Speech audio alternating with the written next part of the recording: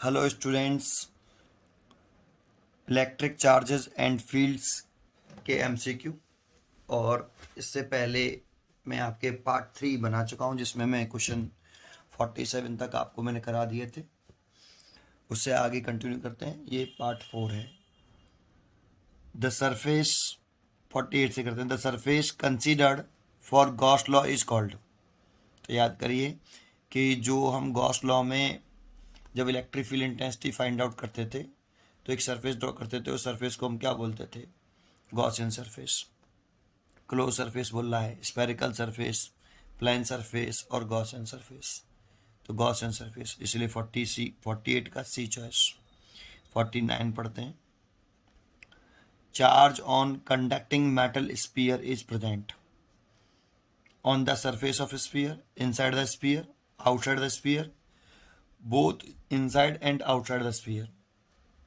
देखो इंपॉर्टेंट है, यहाँ कंडक्टिंग मेटल स्पीयर है। तो मेटलिक हो और कंडक्टिंग हो, किसी भी शेप का हो।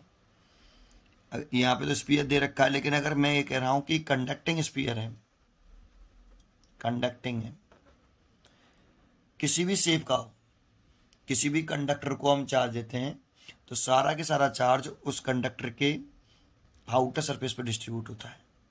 आउटर सरफेस पर डिस्ट्रीब्यूट होता है, आउटर सरफेस पर। ऐसे इनसाइड द कंडक्टर चार्ज की वैल्यू जीरो होती है।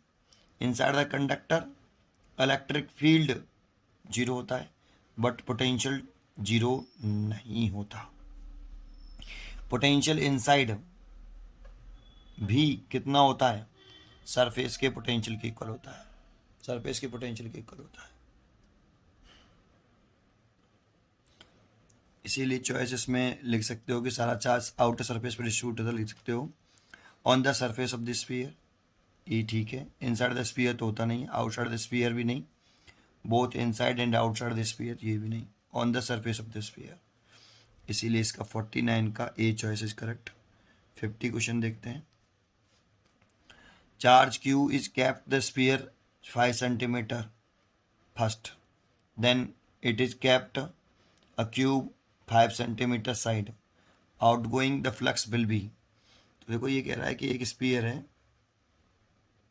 जिसकी रेडियस जो है 5 सेंटीमीटर है ना, उसके अंदर एक चार्ज रख दे। फिर कह रहा है एक क्यूब है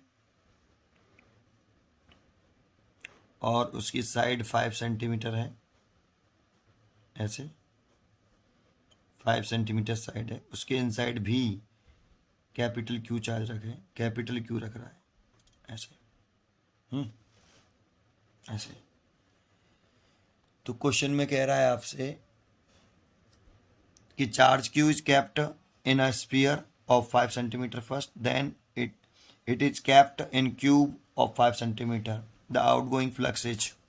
तो देखो गॉस लॉ से अगर हम लिखते हैं तो फाई इज इक्वल टू होता है electric flux passing through any close surface. बोलते हैं बेटा एनी मतलब कोई सा भी क्लोज सरफेस हो, 1/अपॉन एप्सिलॉन जीरो। शेप और साइज से इलेक्ट्रिक फ्लक्स इंडिपेंडेंट होता है। शेप और साइज से इलेक्ट्रिक फ्लक्स इंडिपेंडेंट होता है। किस पर डिपेंड करता है? Net charge enclosed by close surface.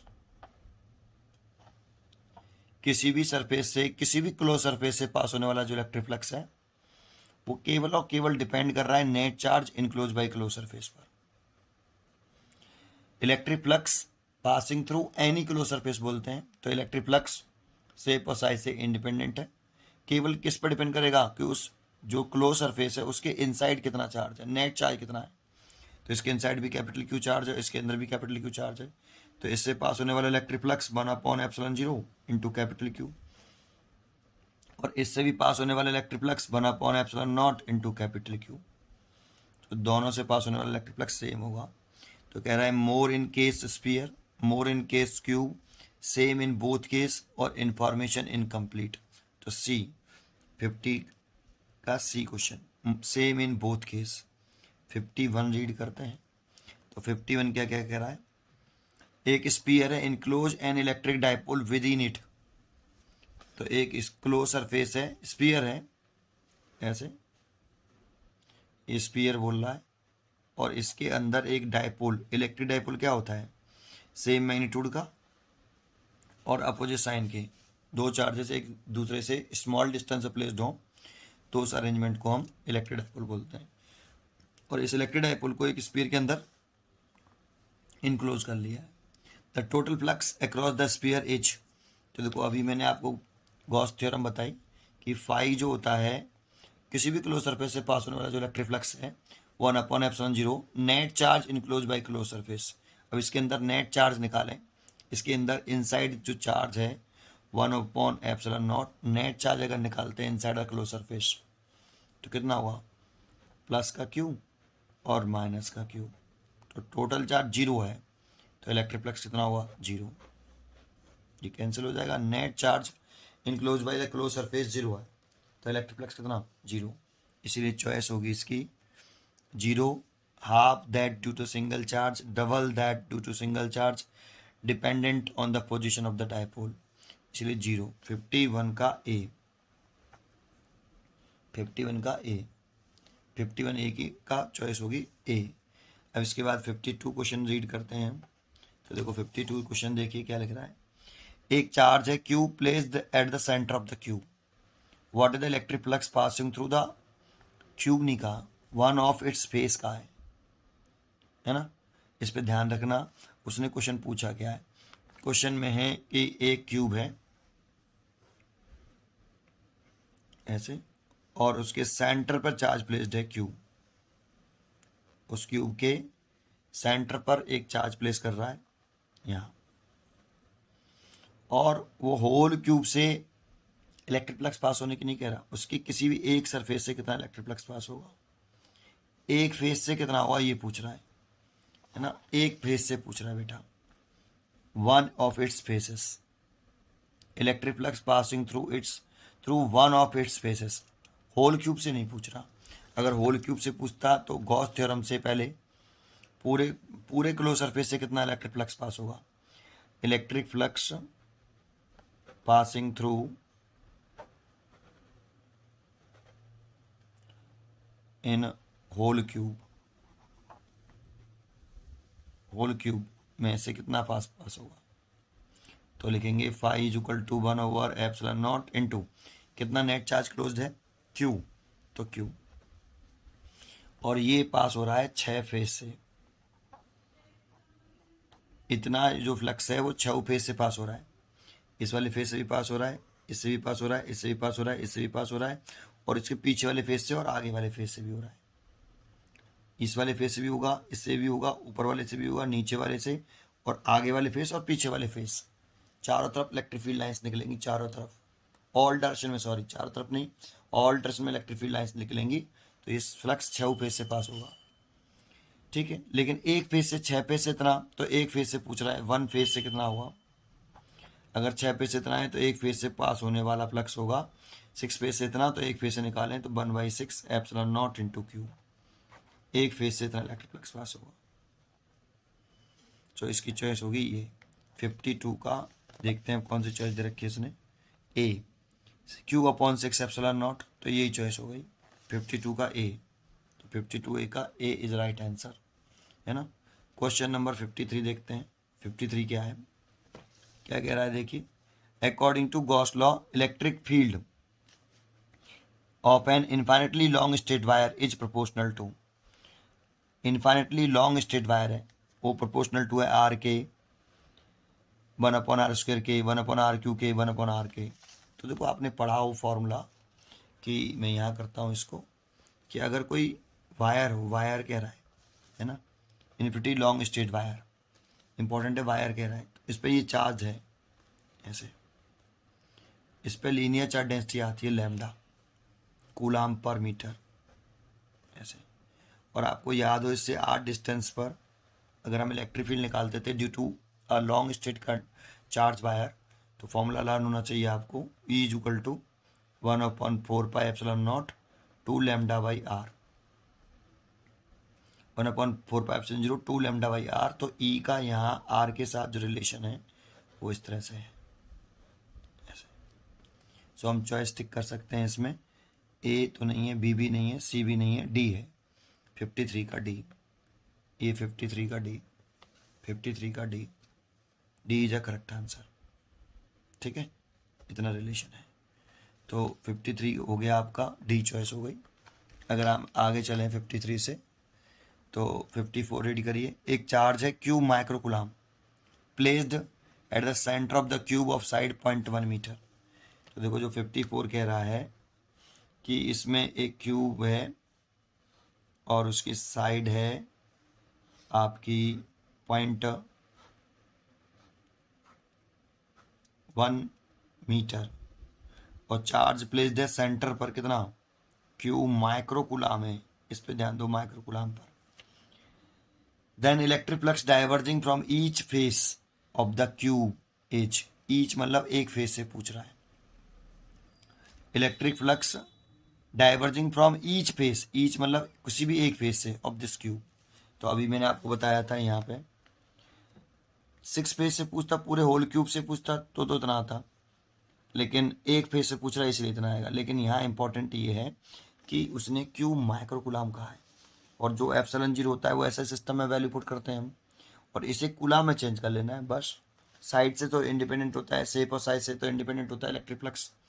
तो फाई इज इक्वल टू लिख सकते हो आप एक फेस से, जैसे इस वाले फेस से कितना इलेक्ट्रिक फ्लक्स पास होगा ये हमें कैलकुलेट करना है। तो 1/6 एप्सिलॉन जीरो, लेकिन नेट चार्ज लिखते हैं तो नेट चार्ज क्यू है माइक्रोकुलाम में, इसीलिए कुलाम में चेंज करना है, इतना, और कुछ नहीं है। ठीक है, इसीलिए इसकी जो चॉइस होगी वो होगी C choice, Q into 10⁻⁻6 6 epsilon not. तो 54 का C choice is correct answer, C choice is a correct answer. ठीक है, 55 की तरफ चलें।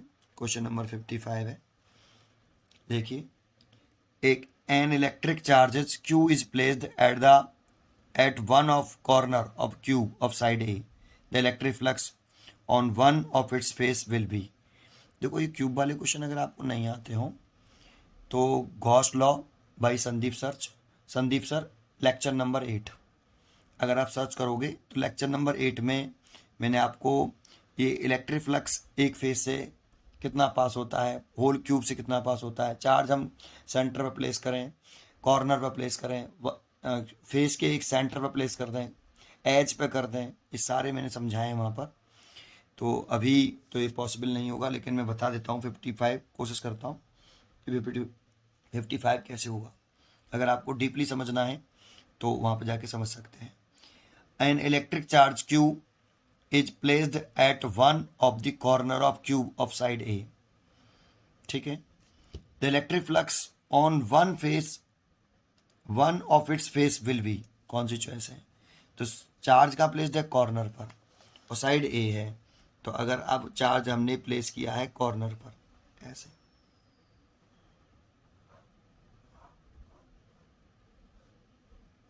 इस तरीके से, और चार्ज हमने यहाँ पर प्लेस कर दिया, तो इसके एक फेस से पूछ रहा है, पूरे क्यूब से फिर भी नहीं पूछ रहा।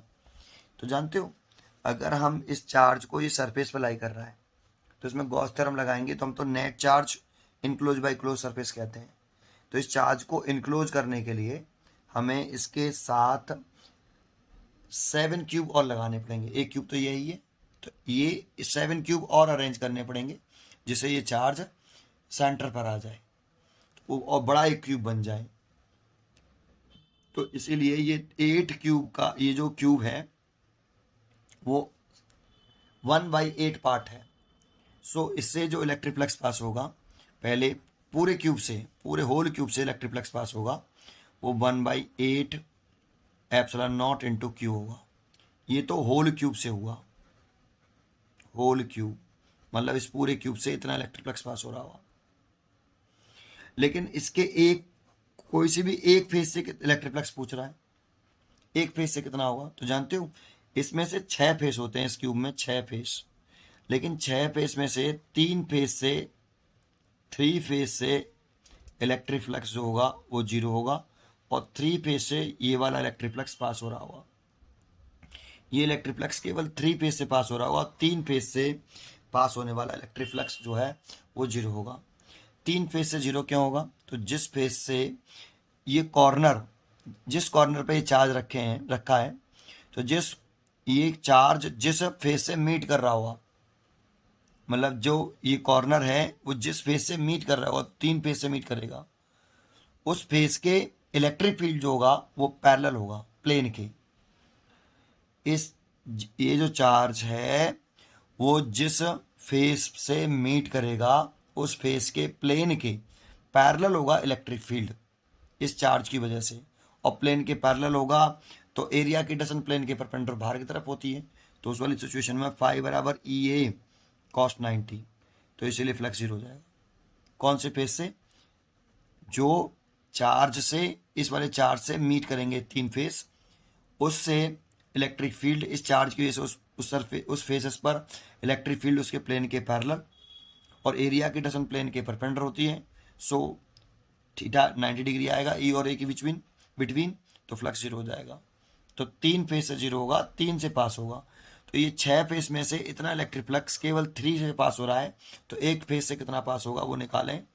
तो 3 से इतना, तो एक फेस से निकालेंगे तो 24 epsilon not into Q.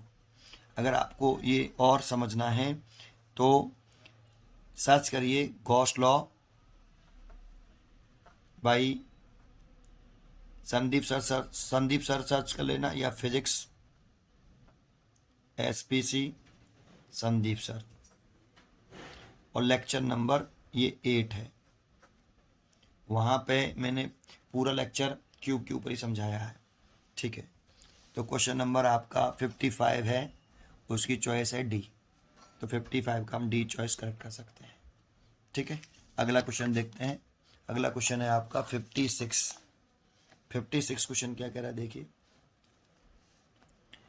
56 question में कह रहा है consider a region inside in which there are various types of charge.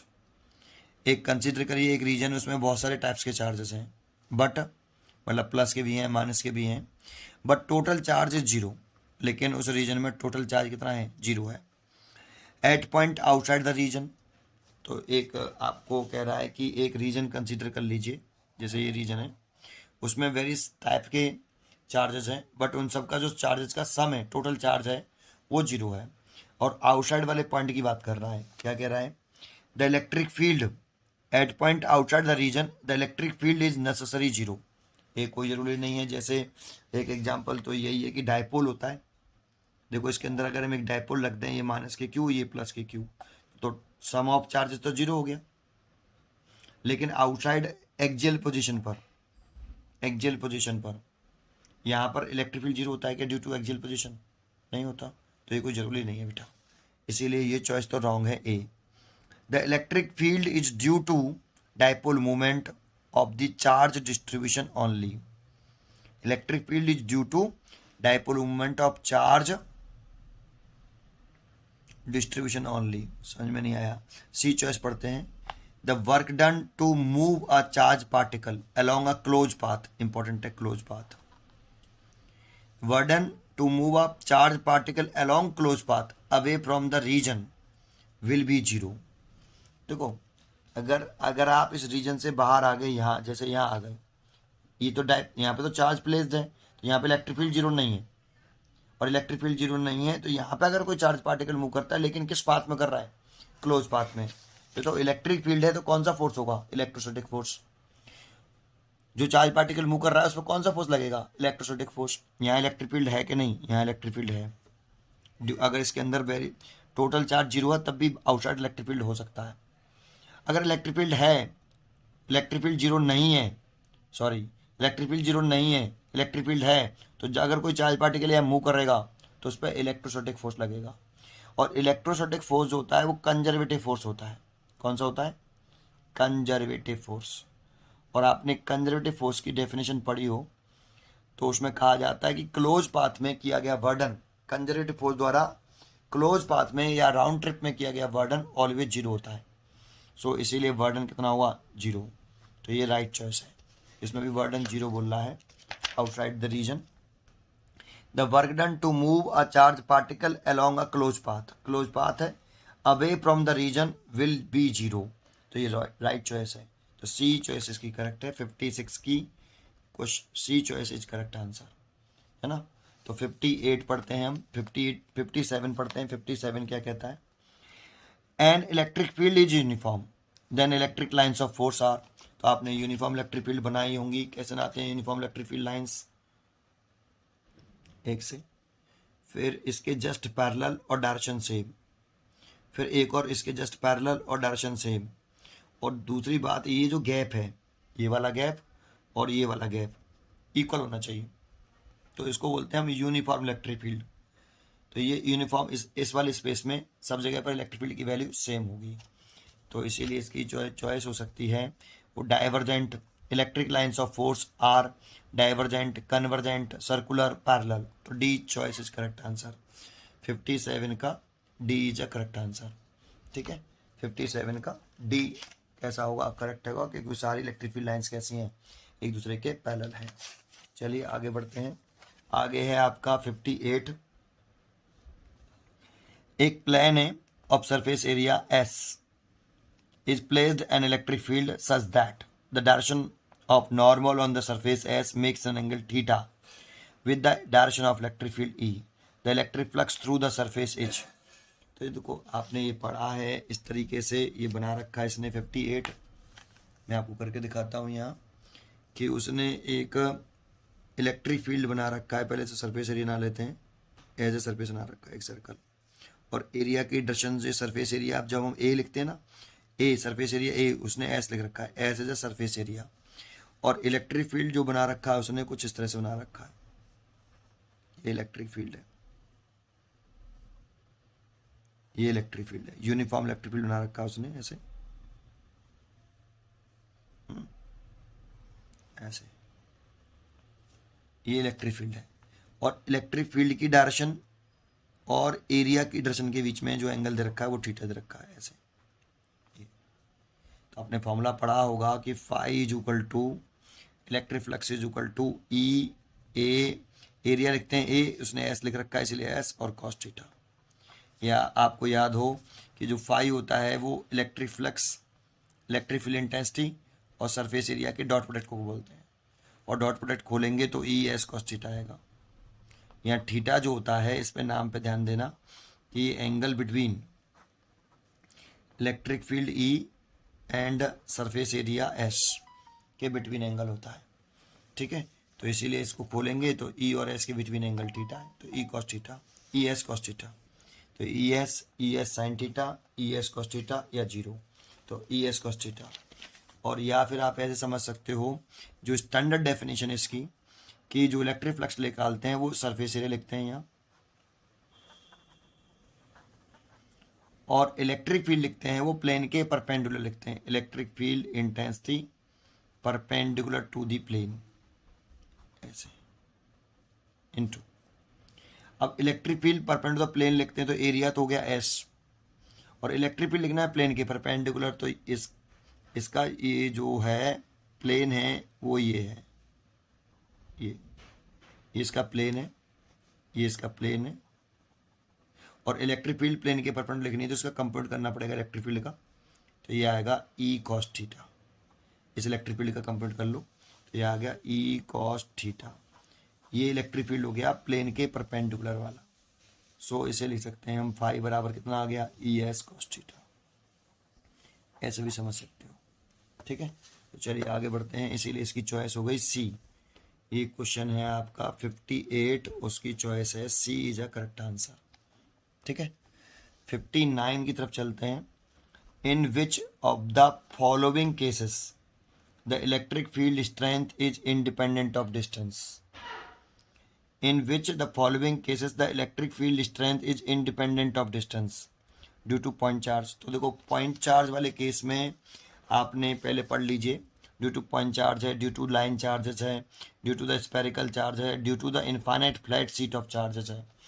तो आपने देखो ये पढ़ा होगा कि अगर कोई पॉइंट चार्ज होता है, ये क्वेश्चन नंबर 59, तो पॉइंट चार्ज की वजह से किसी पॉइंट पर इलेक्ट्रिक फील्ड इंटेंसिटी निकालते हैं, तो वो E is equal to 1/4 pi epsilon naught q by r square आती है।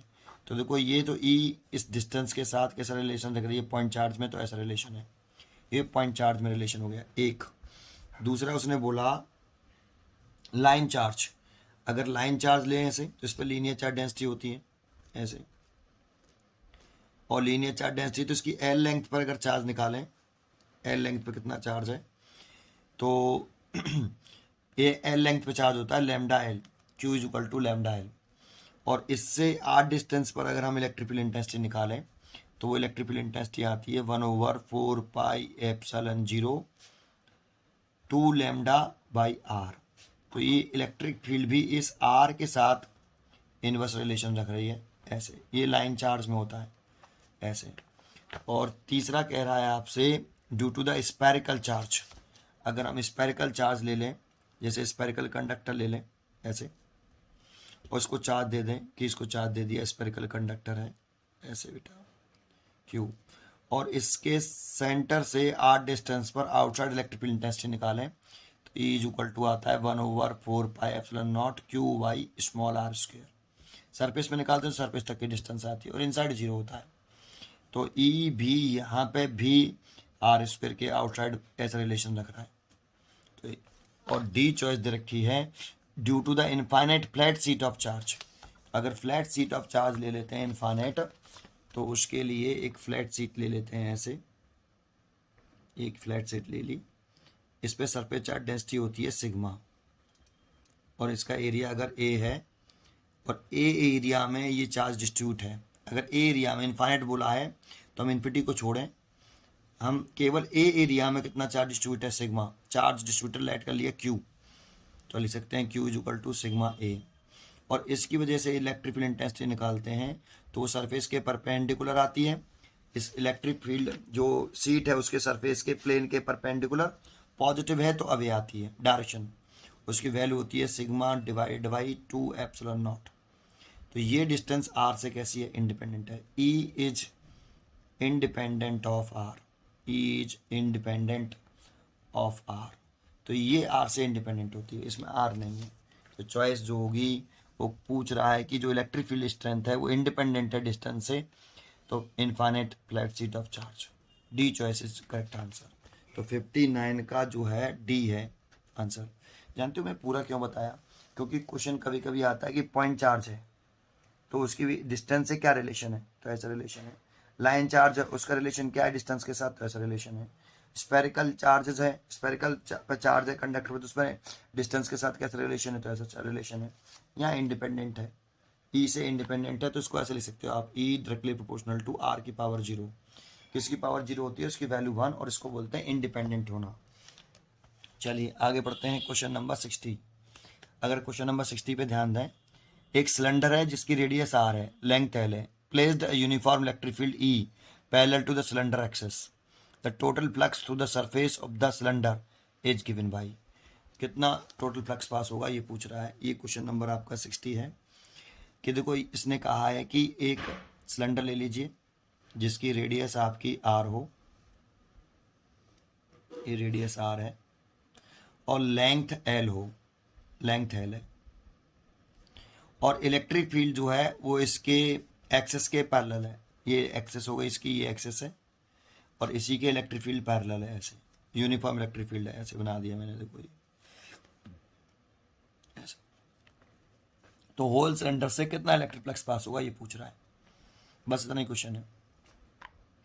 तो देखो इसमें ये जो सिलेंडर है वो 3 सरफेस से मिलकर बना है, ये 2 तो सर्कुलर सरफेसेस हैं आपके, एक येरा और एक येरा, ये सर्कुलर सरफेस है और ये कर्व सरफेस है आपका।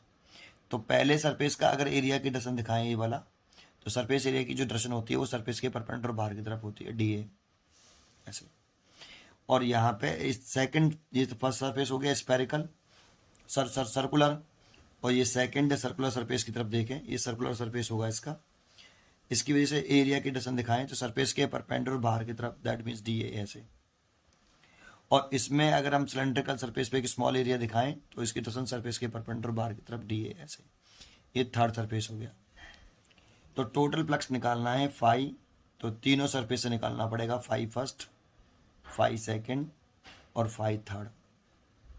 और लिखें तो इंटीग्रेशन आप लिख सकते हो, इंटीग्रेशन ई फर्स्ट सरफेस से लिख रहे हो तो डी ए, ई और डी ए, स्मॉल एरिया से लिख रहे हैं इसीलिए इंटीग्रेशन किया है। टोटल जैसे निकालना, हमें निकालना टोटल से है लेकिन लिखा हमने स्मॉल एरिया इसलिए इंटीग्रेशन किया है। कितना एंगल है, ई और डी ए की डायरेक्शन के बीच में कितना एंगल है, 0 डिग्री, तो यहाँ 0 डिग्री है, और यहाँ भी यहाँ पे कितना है, अपोजिट है इलेक्ट्रिक फील्ड के, तो यहाँ थीटा 180 डिग्री है, और यहाँ पे 90 डिग्री एंगल है ई और डी ए के बीच में, तो यहाँ 0 डिग्री है। प्लस सेकंड फेज पे जाएं तो यहाँ E D A cos 180 degree है, और यहाँ थर्ड वाले फेज पे जाएं तो यहाँ integration E D A cos 90 degree angle है ना।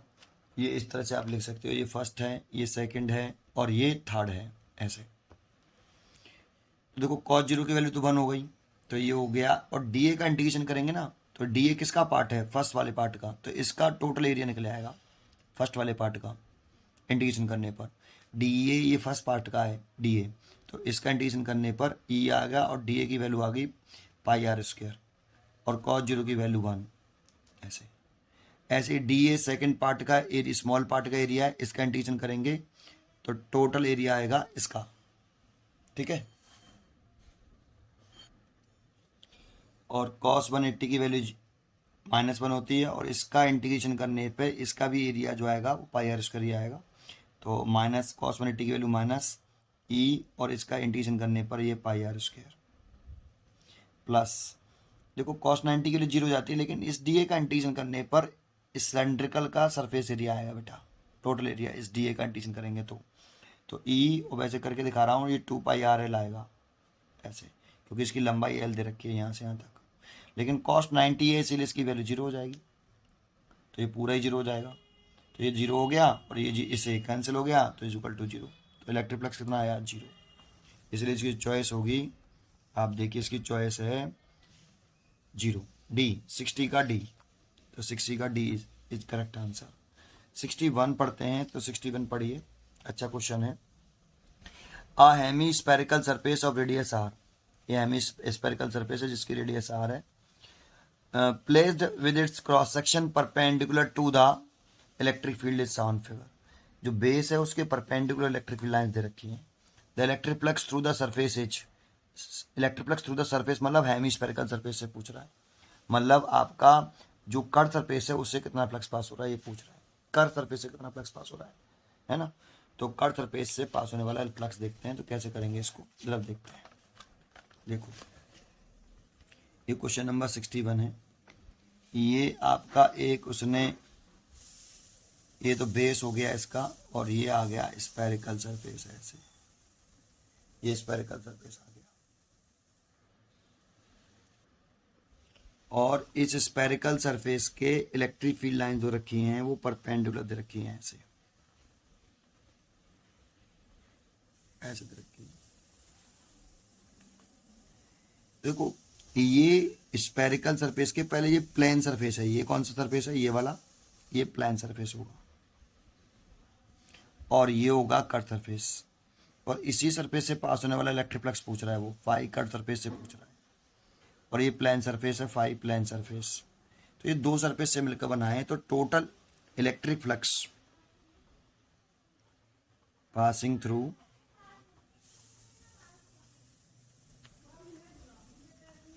Hemy spherical surface, hemispherical surface phi is equal to 0। क्यों 0? क्योंकि 1/ε0 इंटू गॉस का फॉर्मूला लगाएं तो इसके अंदर कोई चार्ज इनक्लोज नहीं है, तो चार्ज 0 है, तो कितना फ्लक्स 0। एक फाई जो होता है phi plane surface plus phi cut surface से मिलकर बना है, तो इसकी वैल्यू तो 0 है, तो phi plane surface plus phi curve surface, तो phi curve surface is equal to minus का फाई प्लेन सरफेस। ये अगर हम प्लेन सरफेस का फ्लक्स निकालें तो प्लेन सरफेस का जो एरिया है, ये वाला प्लेन सरफेस है, इसका एरिया की डायरेक्शन प्लेन सरफेस के परपेंडिकुलर बाहर की तरफ होगी ऐसे ए, और इलेक्ट्रिक फील्ड की डायरेक्शन ऐसे है ऊपर, तो फाई प्लेन सरफेस निकालें तो इलेक्ट्रिक फील्ड ई है, एरिया ए है, और एंगल 180 डिग्री है, तो इसीलिए माइनस का ई, और इसकी रेडियस दे रखी है ये वाली, इसने एक कैपिटल आर दे रखी है, तो सरफेस एरिया हो जाएगा पाई आर स्क्वायर ऐसे, और माइनस हो जाएगा, तो ये फाई प्लेन सरफेस इतना आ गया माइनस के इतने, और फाई कट सरफेस चाहिए तो minus and minus E into pi r square, तो इसीलिए प्लस का E into pi r square. ये तो देखो इस क्वेश्चन में थोड़ा सा गलती है, ये भी कह सकते हो इनकम्प्लीट क्वेश्चन है। उसे जो बोलना चाहिए ना, यहाँ the electric flux through surface की जगह पे कर्व सरफेस बोलना चाहिए था, कर्व सरफेस, ऐसे ये बोलना चाहिए था। क्योंकि पूरे हेमिस्फेरिकल सरफेस से निकालेंगे तो जीरो आएगा, क्योंकि उसके इनसाइड कोई चार्ज नहीं है ना। और अगर जो है प्लेन सरफेस से निकालेंगे तो माइनस के पाई आर स्क्वायर ही आ रहा है, और कट सरफेस से निकालेंगे तो ई पाई आर स्क्वायर आएगा। तो कट सरफेस से पूछना चाहिए था, तो इसकी चॉइस जो है कितनी हो जाती, ए। तो इसकी चॉइस क्वेश्चन में ए दे रखी है आंसर में। तो कट सरफेस से कहता है तो पाई आर स्क्वायर ई, और हेमिस्फीयर पूरे हेमिस्फीयर से कहता है तो जीरो, और प्लेन सरफेस से कहता है तो माइनस के पाई आर स्क्वायर ई। ठीक है, तो इसकी चॉइस ए दे रखी थी, इसीलिए मैंने कट सरफेस यहाँ पे कर दिया है 61 का ए। ठीक है, 62 क्वेश्चन देखिए। एक स्मॉल बॉल है, is suspended in uniform electric field with the help of insulating thread. If high energy X-rays beam falls, question number 62 देखते हैं कि एक स्मॉल मेटल बॉल है suspended in uniform fields with the help of insulating thread. If high energy X-rays beam fall on the ball, it will be deflected in the direction of field, deflected opposite direction of field, not deflected at all, fly at infinity. एक small metal ball है suspended uniform electric field. तो देखो ये एक मैंने thread लगाया, ये register support, और ये थ्रेड से एक बॉल लटका ली रही, और इसे एक इलेक्ट्रिक फील्ड में सस्पेंड किया गया है। तो ये प्लस का है और ये माइनस का है, और इसकी इलेक्ट्रिक फील्ड की direction positive to charge negative charge होता है ऐसे। अब इस पर एक्सरे डाली गई है, इस पर एक्सरेज डाल दी गई है, एक्सरेज। तो देखो ये टॉपिक जो है बहुत आगे का है। ये फोटो इलेक्ट्रिक इफेक्ट एक टॉपिक होता है, फोटो इलेक्ट्रिक इफेक्ट अभी आगे आएगा बेटा, है ना। और फोटो इलेक्ट्रिक इफेक्ट में कहा जाता है किसी मेटल सरफेस पर अगर हम कोई वेव डालते हैं, कोई इलेक्ट्रोमैग्नेटिक वेव डालते हैं, इलेक्ट्रोमैग्नेटिक वेव या लाइट भी कह सकते हो, इलेक्ट्रोमैग्नेटिक वेव में लाइट भी आती है, जिसकी फ्रिक्वेंसी हाई हो, हाई फ्रिक्वेंसी की लाइट डालते हैं तो उसके सरफेस से इलेक्ट्रॉन निकलने लगते हैं। जब किसी मेटल सरफेस पर, मेटल का ही होना चाहिए ये, इस पर जब हम इलेक्ट्रोमैग्नेटिक वेव जिसकी फ्रिक्वेंसी हाई है, इलेक्ट्रोमैग्नेटिक वेव में लाइट इलेक्ट्रोमैग्नेटिक वेव ही होती है ना, उसके सरफेस से इलेक्ट्रॉन निकलने लगते हैं। तो जब तक इसके सरफेस से जब इलेक्ट्रॉन निकलेंगे तो ये मेटल सरफेस कैसा चार्ज हो जाएगा, पॉजिटिवली चार्ज हो जाएगा। तो इस फेनोमेना को बोलते हैं फोटो इलेक्ट्रिक इफेक्ट, और उन इलेक्ट्रॉनों को जो निकलते हैं उन्हें फोटो इलेक्ट्रॉन्स बोलते हैं। अब ऐसे इस पर एक्सरेज डालेंगे तो इसके सरफेस से, इस मेटल बॉब से, स्पीयर से इलेक्ट्रॉन निकल जाएंगे और ये पॉजिटिवली चार्ज हो जाएगी। और पॉजिटिवली चार्ज जब बॉडी इलेक्ट्रिक फील्ड में रखी होती है तो उस पर फोर्स लगता है इलेक्ट्रिक फील्ड की डायरेक्शन में ऐसे, तो ये डिफ्लेक्ट हो जाएगी इलेक्ट्रिक फील्ड की डायरेक्शन में, be deflect in the direction of field. 62 का ए चॉइस होगी। 63 और देख लेते हैं। द 2 पॉइंट चार्जेस प्लस के क्यू और माइनस के क्यू आर हेल्ड फिक्स्ड इतने। तो देखो उसने ऐसे बना लें, ये तो x बराबर प्लस के डी है और जीरो, ये एक्स एक्सेस हो गई, पॉजिटिव एक्स एक्सेस, और यहाँ से यहाँ तक ये डिस्टेंस डी हो गई। एक इधर प्लेस्ड है माइनस के डी कोमा जीरो, तो एक यहाँ से यहाँ तक ये डिस्टेंस तो डी मानेंगे, माइनस साइन बता रहा है कि नेगेटिव एक्सेस के अलॉन्ग है बस केवल। और यहाँ पर प्लस के क्यू चार्ज प्लेस्ड है और यहाँ पे माइनस के क्यू चार्ज प्लेस्ड है ऐसे, है ना। फिर कह रहा है कि डायपोल मोमेंट कितना होगा, तो electric dipole moment P equal to होता है मैग्नीट्यूड ऑफ आइदर चार्ज, तो Q इंटू दोनों चार्ज के बीच की शॉर्टेस्ट सेपरेशन कितनी है 2D, तो 2D। और डायपोल मोमेंट की जो डायरेक्शन होती है वो negative charge to positive charge होती है, तो P की डायरेक्शन ऐसे हो गई और P की डायरेक्शन ऐसे है, तो ये अलॉन्ग नेगेटिव एक्स एक्सेस हो गई, अलॉन्ग नेगेटिव एक्स एक्सेस हो गई, अलॉन्ग नेगेटिव एक्सेस हो गई, इसीलिए इसकी चॉइस हो गई dipole moment Q into 2D along negative x axis, D choice हो गई। 63 का D is a correct answer. ठीक है, पढ़ते रहिए एंड खुश रहिए। इससे के आगे के क्वेश्चन बहुत अच्छे लेवल के हैं, 64 65 ये क्वेश्चन बहुत ही अच्छे लेवल के हैं इससे आगे, है ना। आप देखिए बहुत अच्छा लेवल का क्वेश्चन लिखा हुआ है, 64 भी अच्छा है, 65 भी अच्छा है, 66 ये सारे क्वेश्चन अब अच्छे लेवल के हैं। ये आगे दे रखे हैं, ये नेक्स्ट वीडियो में देखेंगे। ठीक है, थैंक यू। पढ़ते रहिए एंड खुश रहिए।